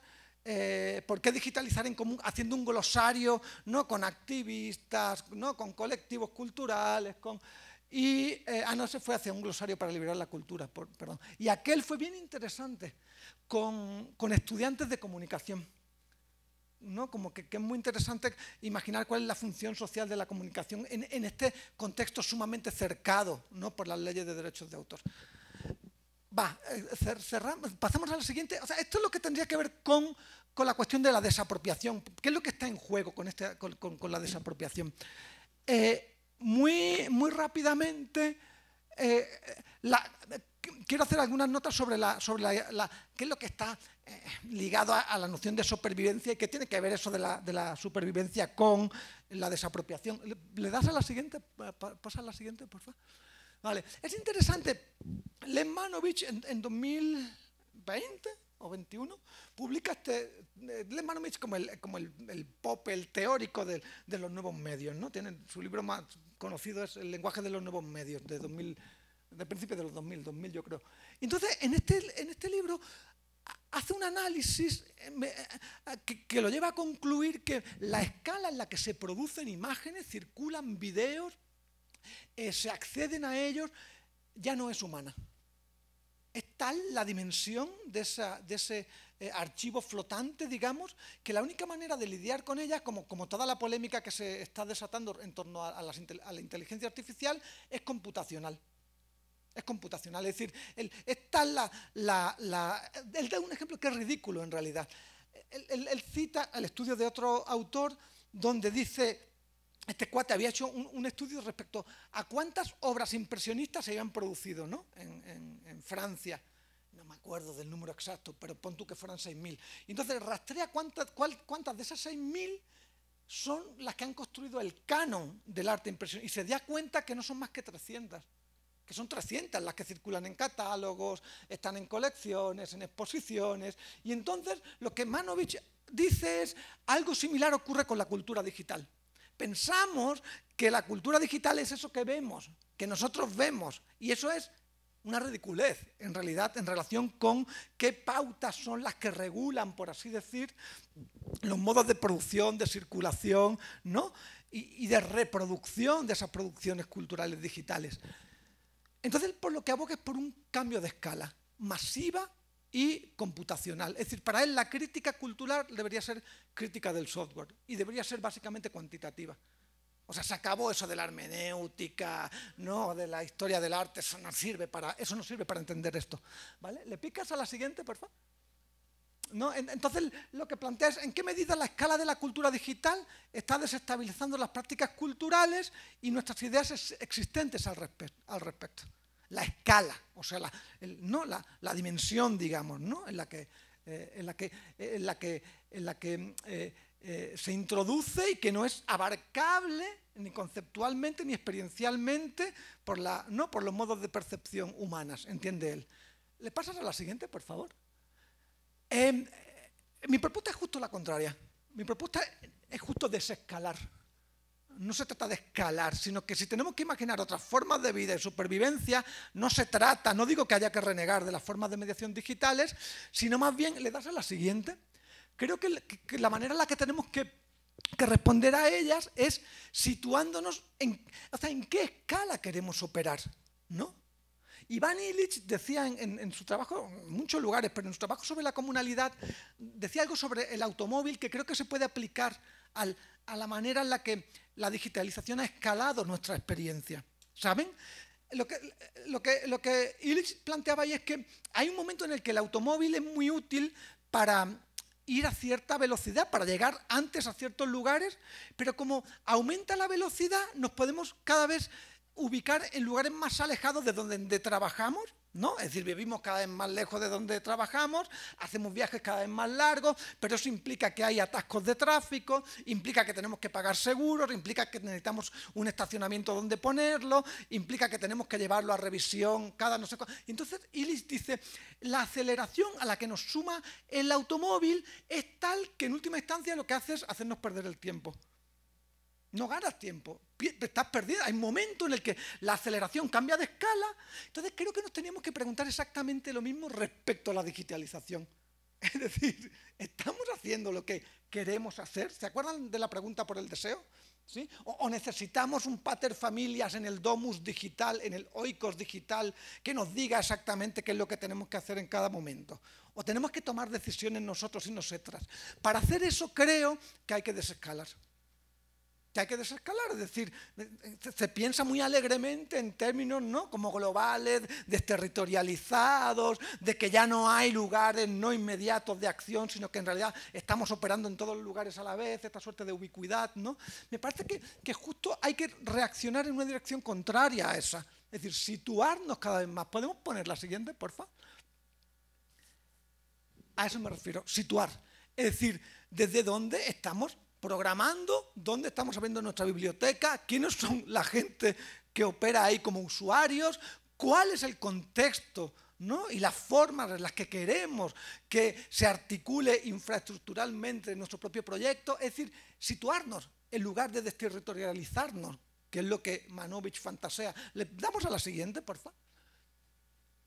Relacionar, es decir, en lugar de pensar descontextualizadamente, es decir, que yo puedo tener como ciertas fantasías. Me acuerdo, me invitaron a proponer un programa de doctorado, ¿no?, en una universidad en la que trabajaba. Y claro, yo no hice una propuesta de retícula, le hice una carta a los Reyes Magos, ¿no? Así como que escribí, claro, que es lo que yo quisiera que fuera como él, ¿no? Claro, cuando me di cuenta de que allí ni había profes para dar esas materias, ni había laboratorios para hacer lo que yo estaba proponiendo, ni iba a haber estudiantes que llegaran a cursar eso, ni teníamos becas, agarré aquello, lo tiré y me puse a ver qué gente había. Y me fui a los departamentos a ver qué había, dónde podíamos sacar dinero, y entonces lo que hice fue relacionar desde una situación concreta, ¿sí?, y situar el proyecto ahí. ¿Sí? Le damos a la siguiente, por favor. Exacto. Y diversificar. Esto es súper importante. Es decir, no pensar que hay un único modelo, que hay una única estrategia. Y eso en gran medida nos lo va a pautar el emplazamiento, donde estamos. Yo sé que en general la gran mayoría de ustedes que operan en espacios culturales, en proyectos, sí, claro que operan así, pero a la vez me parece que hay como una fantasía de desterritorialización, ¿sabe?, una fantasía de operar desvinculadamente, ¿saben?, como de proyectos que no tienen fricción, que planean en realidad, que como si estuvieran, y que están condicionados en realidad por un imaginario descontextualizado como por el que aboga Manovich. ¿Seguimos, porfa, con la siguiente? A mí me interesa mucho el trabajo, seguramente que lo conocen todos, todas, o han oído hablar de él, de Anat Singh, que es una antropóloga. De ella, de lo que se conoce en realidad es, le damos a la siguiente, es este libro, que yo creo que no está traducido al español, que es la seta al final del mundo. Ella habla ahí del Matsukake, que es una seta muy peculiar porque Ok, déjame que antes de ir a la seta vuelva porque me interesa la idea de la no escalabilidad. Lo que ella argumenta en ese artículo de 2012, que luego anima gran parte de este libro, es que el modelo capitalista se fundamentó en la idea clave de escalar el modelo de producción. Y ella toma esa inspiración, o bueno, más bien rastrea ese modelo de la escalabilidad a la plantación. O sea, el primer modelo escalable que ella va a imaginar detrás de la lógica con la que escala el capitalismo su modo de producción son las plantaciones de azúcar, de cañas de azúcar. Es decir, ¿qué es lo que requería? Bueno, un territorio determinado, una cierta cantidad de agua, una mano de obra esclava por lo general, ¿sí? En una conexión a la red ferroviaria, un puerto. Y entonces, si tienes todas esas condiciones, puedes replicar el modelo en cualquier lugar. No está muy complicado el argumento, es decir, ¿dónde pones un OXXO? Bueno, donde entra el camión del OXXO para descargar las sabritas, ¿no? Es decir, ¿dónde hay conexión a la red? ¿No? Es decir, hay unas condiciones que tienen que ser replicables. O las plantas de auto. Ya ven cuando llega ese señor, ¿no? El de los cohetes que explotan, ¿no? Y dice, quiero poner una planta de Tesla, ¿no? Y entonces está ahí como jugando con el, ¿no? Con el presidente, ¿no? No sé si en Chiapas o la voy a poner en Monterrey. Claro, porque es escalable. Digo, es desastrosamente escalable en realidad, porque las condiciones que exige de consumo eléctrico, de agua, de contaminación, ¿no? En realidad se pueden emplazar en distintos contextos, en contextos muy heterogéneos, ¿no? Entonces, la idea de escalabilidad es fundamental para la expansión, ¿no? De esta concepción comercial, para este oikos económico del que hablábamos al principio. Lo que ella argumenta con el Matsukake es que hay ciertas formas de vida, ciertas formas de existencia que no solo no son escalables, sino que no son replicables en ningún lugar. O sea, esta seta, porque es muy preciada, ¿no? Culinariamente en Asia, no se puede cultivar. No se puede cultivar, o sea, no se puede cultivar en un invernadero, aunque intentes darle las condiciones medioambientales, de temperatura, de agua, no se da. Y se dan unas condiciones muy raras que a ella le interesa mucho. Ella está intentando pensar formas de vida que puedan brotar o subsistir o darse o sobrevivir en las ruinas del capitalismo. Y estas se dan, las setas estas se dan precisamente en zonas ruinosas, en bosques. No me acuerdo si es en Oakland o en Oregón, que rastrea el caso, ¿no? de pues un bosque que habían creado artificialmente para talarlo y producir madera, ¿no? Para las serrerías, y ahí es donde de repente surgen ¿no? Cuando abandonan el bosque porque ya no es productivo, y ahí surge el Matsukake. Entonces lo que ella dice es que si pensamos relacionalmente y diversificadamente, la idea de escalar los proyectos no siempre funciona. A lo mejor conviene que no sea escalable el proyecto. De hecho, hay que singularizarlo y no es replicable. Pero esto en realidad, para los promotores culturales, espacios autogestivos, iniciativas independientes, es casi como si me permiten ponerme como predicador, el pan nuestro de cada día, ¿no? En realidad no puedes replicar, es raro que puedas volver a replicar las mismas condiciones, porque no tienes los mismos financiamientos, los mismos recursos, el mismo espacio, estamos como continuamente, ¿no? Singularizando, o sea, hablar de escalabilidad es casi que un sueño guajiro, ¿sí?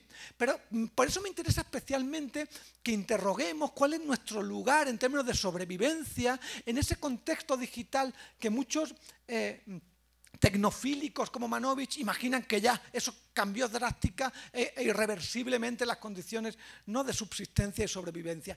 Y no me parece que eso sea homogéneo. La digitalización no opera homogéneamente en todos los lugares, como bien saben quienes tengan contrato con alguna compañía telefónica que les provea internet, ¿sí? No llega la red igual, no todo el mundo tiene el mismo equipo, no todo el mundo está en las mismas condiciones, ni tiene la misma literacy, ¿no? O capacidad. ¿Continuamos, porfa? Va, esto es muy rápido. ¿Le das a la siguiente? Esto me interesa mucho porque a la siguiente me interesa mucho el relato que hace François Artaud respecto a cómo la historia se ha ido, o los modos de producir historia, sobre todo en la era digital, se han ido como sincronizando temporalmente. O sea, cuando hablamos de tiempo real, o una transmisión en tiempo real, o en vivo, no hay cosa más artificiosa que una transmisión en vivo. Es decir, una transmisión en vivo requiere de cámaras, mesas mezcladoras, conexiones a una transmisión satelital, una antena que... Es decir, es profundamente artificioso, ¿no? Lo que podemos llamar la compresión de la experiencia para producir ese relato o esa experiencia del tiempo real. En realidad, lo que me interesa aquí es qué excedentes produce ese relato. ¿Qué prácticas, qué modos de vida, qué estrategias de sobrevivencia no aparecen en ese relato porque no pueden sincronizarse a ese único tiempo? Viven en tiempos heterocrónicos, vamos a decir así. ¿Pasamos a la siguiente, por favor? Es interesante, o sea, la teoría de la comunicación, matemática de la comunicación de Shannon, la gran némesis de la lógica cibernética es el ruido. El noise source. ¿Qué es lo que hay que cancelar a toda costa? Aquello que no pueda ser traducido significativamente en la cadena, ¿no? Comunicacional. Claro, cabría preguntarse, ¿quiénes somos ruido? ¿Quiénes somos ruido para la cadena significante? Es decir, ¿quiénes somos, qué formas de vida, qué Matsukake, ¿sí?, no entra en la cadena digital de comunicación, esa que celebra Manovich, ¿no?, en esa escala digital? ¿Quiénes no son traducibles? ¿Quiénes no somos traducibles, ¿no?, a esas condiciones? ¿Quiénes somos ruido? Y si desde el ruido podemos imaginar formas singulares, no escalables de vida, de sobrevivencia. Pues, ¿le continúa, por favor? Va, muy rápido, y con esto cierro ya. De alguna manera, con mi colega y amigo Eduardo Ramírez, hemos intentado hacernos cómplices de las imágenes desechadas, del excedente, del sobrante, del ruido. Entonces nos hemos puesto a pensar en un proyecto, bueno, que en este formato, que era un taller, lo llamamos Por fin podemos ver la tele, ¿no? Por fin podemos ver la tele porque la tele ya es obsoleta. Mientras la tele operaba como un ecosistema de visualidad, la tele no era vista, más bien éramos vistos por la tele. Era la tele la que fijaba las condiciones en las que la imagen tenía que ser vista. Pero una vez devenida obsoleta por los procesos de digitalización, ni que decir tiene que hasta Televisa ha desaparecido, ahora tiene un nombre así que nadie se acuerda, nunca, parece como un complejo vitamínico, ¿no? VIX o VIX no sé qué, ¿no? Es que tiene que ser una plataforma, es decir, la tele analógica, como la habíamos imaginado, y satelital. O sea, entonces, en su obsolescencia la podemos ver, por fin podemos ver la tele como materialidad. Hay dos momentos quizás en los que los órdenes técnicos son perceptibles. El de su auge y estabilización, es decir, cuando está llegando, cuando se está imponiendo, cuando el cine se está imponiendo, o cuando se está imponiendo la tele, o cuando se está imponiendo Internet, porque hay un proceso de ajuste, ¿sí? Pero cuando se naturaliza como dispositivo, ¿no?, mediante el cual conforma un ecosistema audiovisual, como en el caso de la tele, el dispositivo ya no se ve. Solamente se vuelve a ver cuando deviene obsoleto. Es como cuando no funciona el router. Cuando no funciona el router te das cuenta que hay un router, ¿sí? Ahí es cuando adviertes que hay una mediación. Lo mismo ocurre con esto, pero esto es un ecosistema en su conjunto, en realidad. Pasamos a la siguiente. Entonces, lo que a Eduardo a mí nos interesa en realidad es pepenar en el ecosistema mediático. Ese es el excedente, el ruido. Aquello que no está o que no tiene lugar o que se desarchivó o se desincronizó o que estorba o que es basura directamente. ¿Le damos a la siguiente? Ah, bueno, esto está interesante. Aparece YouTube ahí no porque nos promocione ni nos sponsorice nada, sino porque la mayoría de los materiales están algoritmizados y accedemos a ellos a través de YouTube, cuyo algoritmo y cuya forma de articulación y provisión de contenidos no podemos decidir, ¿sí? Es decir, la basura aparece como basura mediada, ¿no?, algorítmicamente en YouTube. ¿Seguimos, por favor? Ah, y esto es muy importante, porque además tiene que ver con, ya sé que parece que no, pero tiene que ver con la propia figura del padre, ¿no?, con la función paterna y la castración asociada con él, ¿no?, con la ceguera edípica. Es decir, nos interesan esas imágenes que ya no pueden funcionar representando, es decir, que ya no funcionan deícticamente, o sea, no funcionan señalando el mundo, sino que de alguna manera, y en ese sentido no pueden devolver la mirada, es decir, no pueden operar narcisísticamente, en un modo narcisista. Por eso nos gusta hablar de imágenes ciegas, o sea, como de imágenes materia, ¿no?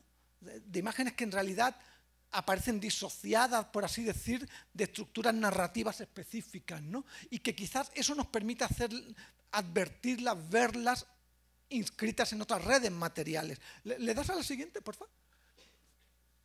Ajá. A la siguiente, por favor.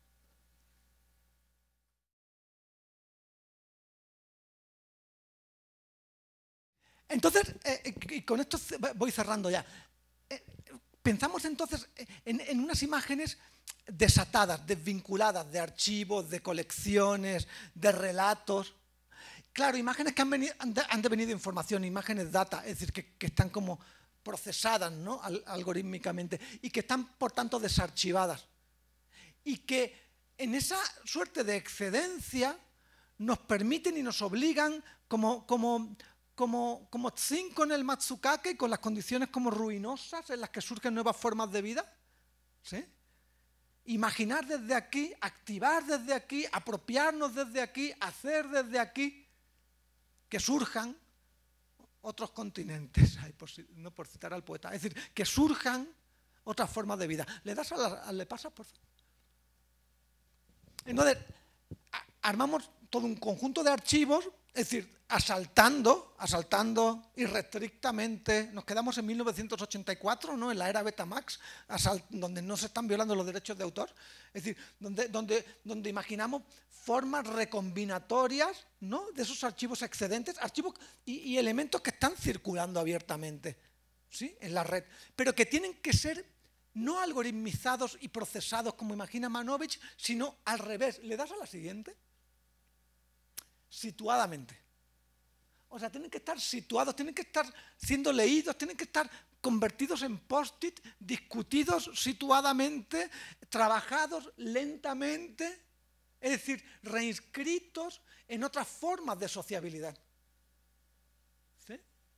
Es decir, no es broma lo del pepenaje, quiero decir, no es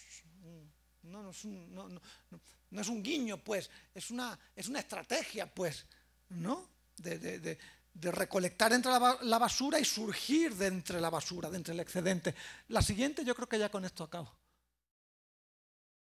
Este me gusta mucho, es que esta imagen prácticamente desaparece de la televisión. En México no se llama así, pero en España sí está chistoso el término que utilizan para esta imagen, que es carta de ajuste. La carta de ajuste era, claro, a esto les parecerá muy raro, pero hubo un momento, créanme, en el que en la tele no había transmisión. O sea, tú ponías la tele y no había imágenes, pues y te salía esto, ¿no? Porque no había contenidos. Eso empieza a desaparecer en la década de los 90, la carta de ajuste. Hay muchas muy distintas. Esta es la NTSC, que es la que se utiliza en Estados Unidos y en México.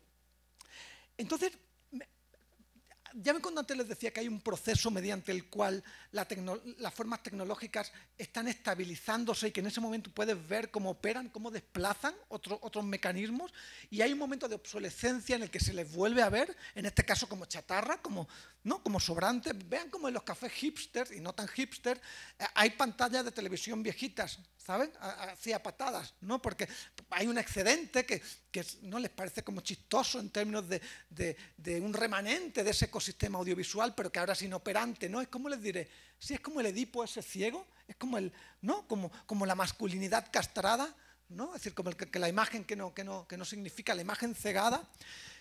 Nos interesa tanto a Eduardo como a mí, porque esto simboliza el momento de ajuste, el momento en el que aún no se produjo la sincronización, en la que no se estabilizó el ecosistema, en el que aún es posible activar intersticialmente, situar otros modos de vida, otras formas de existencia. ¿Le picas, por favor, la siguiente?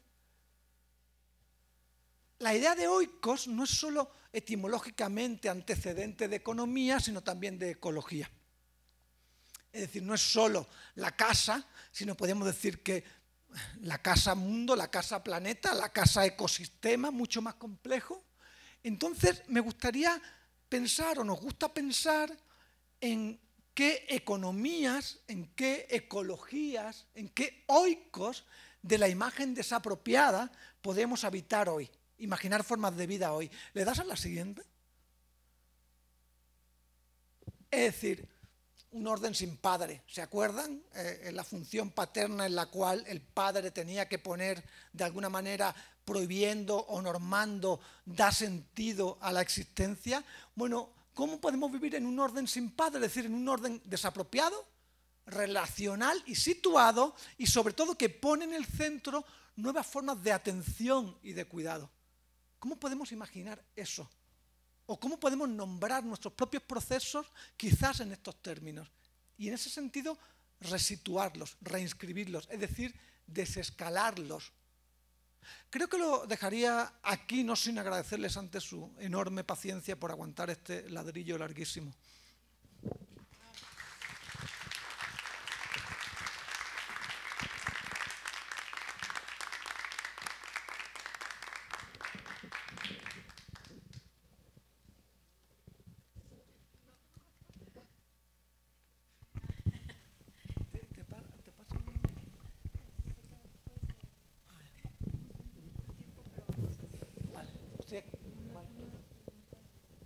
Pues si hay alguna, creo que no hay muchos minutos, pero un par de minutos, si quieren hacer algunas intervenciones. Sí, sí. Adelante. Va, 3 o 4 intervenciones. Así que piensa en concreto. Hola Alberto, ¿qué tal? Muchísimas gracias por tu conferencia, estoy un poco volada. Tratando de ser lo más concreta posible, quisiera preguntarte cómo estás situando al cuerpo acá, en lo que nos acabas de compartir. Para mí resonó mucho el Antiedipo, justo como por la visión de la producción deseante, pero si retomamos un poco, pues para Deleuze y Guattari este pensamiento que es rizomático, que ya no corresponde a la imagen representativa, etcétera, hablan de un cuerpo máquina, que pues también es tremendo, ¿no? O sea, como evocarlo y como, o sea, en relación a lo que nos has dicho, como puedo pensar en ese cuerpo, pero también puedo pensar en el cuerpo madre, que quizás sea como una de las apuestas, ¿no? Quiero conocer tu punto. Este cuerpo que maternando, que a través de los cuidados, que vuelve a conectar con el deseo, pero desde otro lugar, pues es capaz de levantar o de… O sea, por ahí hay una cita de Lucy Irigaray que dice que olvidamos como mujeres… despojadas por el patriarcado, que maternar es toda aquella actividad que nos hace levantar una realidad distinta, resiliente, de supervivencia, de deseo. Entonces, ¿en qué cuerpo estás pensando cuando nos compartes todo esto? Que por supuesto es valiosísimo y te lo agradezco mucho. Gracias.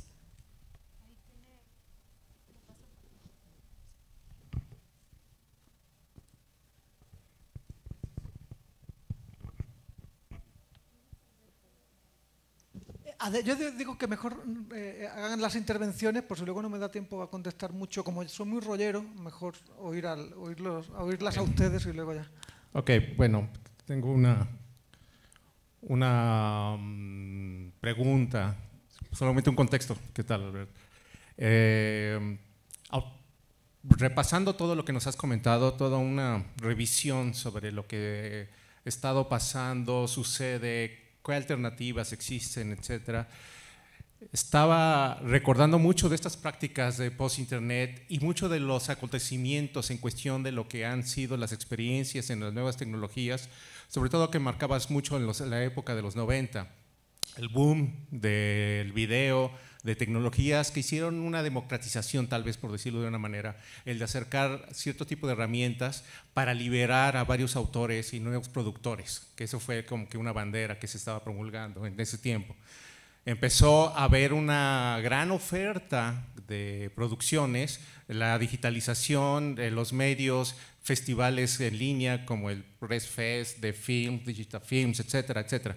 Y todos se estaban alegrando, congratulando de que cada vez tenían mayor oferta, mayor cantidad de trabajos y producciones. Pero de lo que se estaban quejando es de que siempre estaban viendo las mismas películas, es decir, veían las mismas historias, veían las mismas imágenes, veían y escuchaban los mismos contenidos. O sea, había muchos productores, muchos realizadores, pero las mismas películas. Recientemente, ahora con el apogeo del post-internet y las herramientas que han permitido apropiarse y reapropiarse de muchas, el circulacionismo mismo, en donde también se está permitiendo que la imagen ya esté viva y orgánicamente esté circulando, reapropiándose a su vez y volver a circular, y donde ya incluso la autoría se está desvaneciendo, ya no sabe quién creó qué o cuándo fue, ¿no? Pero también en la crítica del post-internet se están quejando mucho de que tenemos las mismas miradas, hablándolo en un sentido cinematográfico. Se están haciendo las mismas tomas, los mismos encuadres, las mismas inquietudes, las mismas búsquedas, las mismas filosofías, etc. Ante este panorama, porque bueno, aparentemente existe una libertad en donde se está permitiendo mucho el manejo y la apropiación, pero ideológicamente parece que no se está diversificando, no se está escalando las posibilidades imaginativas y la imaginario que puede todo esto permitir. Ante esto, ¿qué podríamos tener como posibilidades o cuáles podrían ser tal vez las alternativas? Gracias.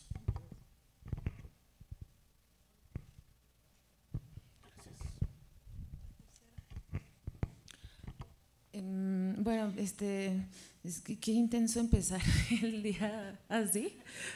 Nos despierta, pero al mismo tiempo como que nos desorienta mucho, ¿no? Pero muchas gracias. Justamente hoy en la mañana abrí Facebook y llegó una notificación de que una de las publicaciones que yo había hecho hace un par de años infringía sus normas comunitarias, que tenía que ver con una publicación de un proyecto que se llama La Pirateca, que se ha dedicado a compartir arte, literatura y cultura a través de la piratería, ¿no? Y me hizo como pensar mucho, porque fue así reaccionan de esta manera a la misma, a la vez en que ellos están constantemente vendiendo nuestros datos, ¿no? Y fue como extraordinario porque también hice una solicitud. Me gusta mucho usar Facebook para pedir ayuda y me di cuenta que había sido parte de dos momentos muy, muy extraordinarios, en este caso de las redes sociales, pero que se pueden llevar a la vida diaria, que tienen que ver con el uso, ¿no? Con el uso de las redes sociales, con el uso de artefactos, con el uso de las relaciones interpersonales, sociales, humanas, y que Sara Ahmed hace mucho énfasis en eso, ¿no? Cómo el uso puede transformar las cosas, a partir, no sé, por ejemplo, de un ejemplo de un correo, cómo puede pasar de tener un uso concreto como ser un artefacto, un objeto en donde se meten cartas, a ser un nido para resguardar la vida de pájaros, ¿no?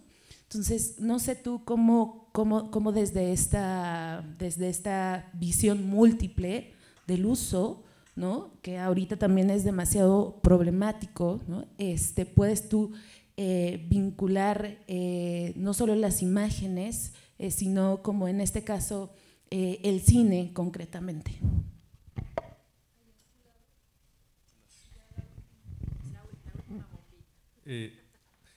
Hola, pues gracias, muchas gracias. Yo quiero compartir que me quedo pensando algunas preguntas entre las posibles colectividades de traducción y las posibles traducciones de aquellas colectividades mediadas por la producción audiovisual. Es decir, ¿qué podemos, si nos preguntamos cosas, qué podemos al final del día aprender de experiencias como de los colectivos, como aquí ahora el LEC, por ejemplo? Y me quedo pensando también desde la propia experiencia, ¿cómo puedo traducir o cómo podemos traducir de aquellos colectivos en los años 90, de los que me toca formar parte en ciudades como Tijuana, por ejemplo, y a todos nosotros en diferentes ciudades, ¿no? ¿Qué podemos aprender de eso? Con miras hacia imaginar otros modos de interacción social, justamente mediados por la producción audiovisual. Me quedo con eso y pues lo agradezco.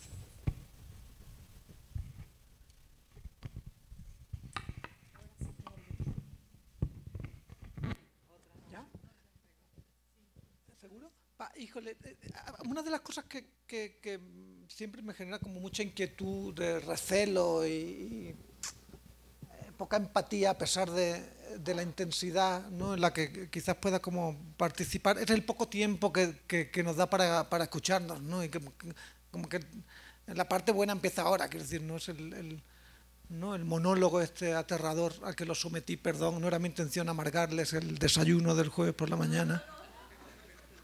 No era mi intención, tenía que haber es verdad que era una matiné, que es decir, que era una sesión para niños, con lo cual igual sí lo tenía que haber medido un poco más. Pero es cierto que hay algo ahí que en este propio formato que va contra la propia idea del cuidado y de la escucha y de la atención, ¿no?, que estaría como reivindicando, y eso me frustra enormemente, deseo de compartir, y eso hace que no podamos como continuar la conversación como creo que se merecería, ¿no? Entonces, muy rápidamente, a los señalamientos que hacían, que yo creo que en sí mismos son válidos, no me parece que tienen como lugar perfectamente, ¿no?, y desbordan y continúan e hilan en direcciones que no estaban como aquí propuestas, ¿no? Pero respecto a la cuestión del cuerpo y es cierto que no aparece explícitamente enunciado ahí, pero yo creo que tú lo señalas muy atinadamente. A mí sí coincidiría contigo en que hay unas formas de... A ver, lo que en gran medida me parece que esta concepción relacional, vamos a decir así, de las imágenes o de la cultura, lo que vuelve a hacer es como a convocarnos a un plano inescapablemente material, y entonces corporeizado también, por supuesto. Y ahí yo creo que, por supuesto que a mí me parece que lo que está en juego en las distintas formas que toman los feminismos, o muchos de los feminismos, es quizás el reto más contundente desde hace décadas que se pueda plantear a las formas de poder y posesión, ¿no?, que se han instituido que se habían instituido en ese oikos, y en el oikos cultural también. Entonces, es desde ahí en el que me parece que se pueden interpelar esas formas de estar, esas corporeidades, digamos, a través de esos valores, ¿no? Hablaba al principio de qué tipo de valores son los que nos convocan, ¿no?, en esos distintos órdenes, que tienen más que ver con el cuidado, con la escucha, con el otorgamiento y la reciprocidad, ¿sabes? Y eso creo que sí, no me atrevería quizás, ¿no?, a entrar a hablar de la cuestión de los modos de maternar, pero probablemente tenga que ver con esas formas de hacer vida, ¿sabes? Y de producir formas de existencia. ¿Sí? Perdón que no pueda ser como más específico, que me mantenga como en ese plano así como tan abstracto, digamos, ¿no? Y respecto a lo que decían, ¿no?, que les pude como anotar, a ver, si por una parte hay que desescalar, pero claro, si desescalamos es porque hemos escalado, porque hemos estado... La escala es un término polisémico en realidad, como bien saben, es decir, una escala, como la escala musical, ordena y secuencia, pero la escala también, de hecho, etimológicamente es la escalera. La escalera es aquello que te posiciona, que te lleva a otro lugar, ¿no?, que te emplaza en un lugar tal que ves las relaciones de un modo, ¿no?, como de un modo distinto. Entonces, desescalar implica haber visto, claro, arrastrar experiencias. Por eso me gustaba mucho también la dimensión temporal que incluía, ¿no?, que señalaba el compañero acá, en el volver a traer a estos procesos de desescalamiento, de situar experiencias que parecían que ya eran obsoletas o degradadas o que ya no funcionaban, y que sin embargo creo que sí tienen lugar, que si no pensamos en unas formas lineales, no acumulativas y desechables en términos de su efectividad, de las formas de organización o de representación o de articulación de plataformas, claro que pueden en procesos de pepenaje volver a activarse y a resituarse, pero ahí yo creo que son las experiencias individuales. Yo creo que hay que volver en ese sentido a nuestras propias singularidades y a nuestro carácter como situado, ¿no? Ahí. Yo creo que hay mucho de a lo que prestar atención ahí. Exacto. Y luego finalmente sí, ¿no? El caso de la pirateca es muy fascinante, muy interesante y toca, es decir, la piratería no en... Ha habido una satanización de la piratería, pero la piratería implica muchas cosas. Es como dicen, hay un libro fantástico que se lo leyó, ¿cómo es el cuatete que hace Piratas del Caribe? El actor ese, pues, Johnny Depp, ¿puede ser? Bueno, pues Johnny Depp se lee un libro de unos historiadores anarquistas que son Peter Linebaugh y... ¿cómo se llama? Rediker, de nombre no me acuerdo. Linebaugh y Rediker. Un libro que se llama The Many-Headed Hydra, como la hidra de muchas cabezas. Es una historia de la piratería, más que de la piratería, de la función del barco en el Atlántico en los siglos XVI y XVII. Y entonces, claro, para algunos el barco funcionaba ahí como la expansión del capitalismo y comercial, ¿no? Es decir, como el establecimiento de redes, ¿no? Pero para otros también son los barcos piratas, son los barcos de la emancipación, de los libertos, de aquellos, ¿no? de aquellos que pueden fundar otros modos de organización liberados, digamos, ¿no? Entonces, nunca hay exactamente una única forma en la que los mecanismos, los dispositivos, las tecnologías puedan operar, porque operan siempre situadamente. ¿Sí? Pueden ser usadas y somos usadas y usados de distintas formas por ellos. Entonces, para mí la satanización de la... iba a decir sanitización. La sanitización de la piratería, ¿no? La sanitización de la piratería... Hay toda una filosofía. A mí me interesa mucho el trabajo de Gary Hall. Gary Hall tiene todo un trabajo sobre la filosofía pirata que les recomiendo encarecidamente. Es decir, es la reivindicación de la piratería como una forma de desapropiación y de reimaginar otras formas de autoría y sobre todo de qué funciones sociales tiene la cultura. Tiene el arte, la cultura, las imágenes ¿no? y las maneras en las que nos podemos articular con ellos. En un momento de zozobra, iba a decir de crisis es poco el término para describir la situación en la que estamos intentando sobrevivir. Y ahí me parece que la piratería toma múltiples funciones, no es solo aquello que alarma, ¿no? a la canaco, ¿no? ¿no? Es decir, hay formas de sociabilidad que son imprescindibles, ¿no? Que tienen que ver con esa reapropiación y reutilización abierta, vamos a decir así, de esas formas culturales, ¿no? Creo que lo dejaría aquí porque no quiero abusar más del uso de la palabra. Hay otros invitados e invitadas que tienen que tomar la voz y quisiera darles inmediatamente paso a ellos. Muchísimas gracias de nuevo por su atención. Alberto, muchísimas gracias. No, yo siempre pienso, ay, qué bueno que va a venir Alberto, que me aclara tantas cosas. Y claro, o sea, empiezo a proyectarme en cada cosa que va diciendo. Y esa como exacerbación de todo lo que nos inquieta, entiendo que en algún momento encontrará su lugar. Pero muchas gracias, muy luminoso, muy inspirador. Gracias y bienvenidas y bienvenidos todos.